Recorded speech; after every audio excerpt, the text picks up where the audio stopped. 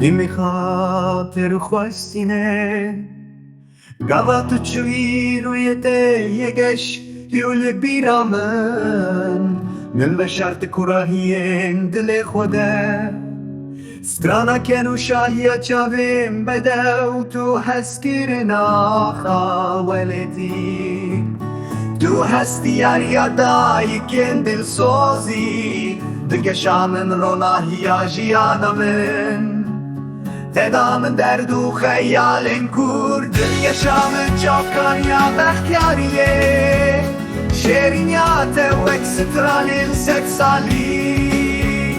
Wek evîna efsaneyî ya kevnar Dastana êşa kûrahiyên ji bir kirin Tu evîna welatê besînorî Tu hestên dayikên berxwedarî Dilgeşa min çîrûska çavên min Stêrka geşa li şevên tarî Di her gava jiyanê de Li her demê şahî û xemgîniyê Bîranînên te wek gulan şîn dibin Di nav baxçeyên dilê min de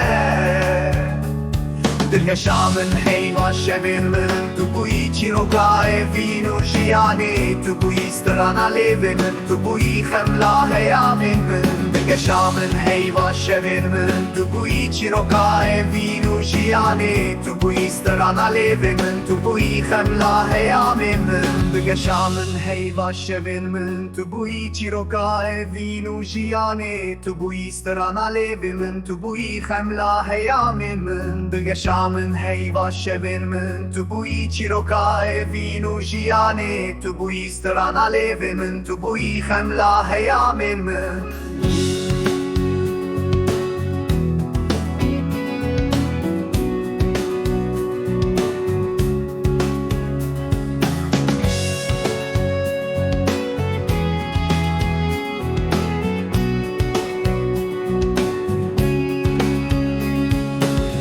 Demê xatirxwastinê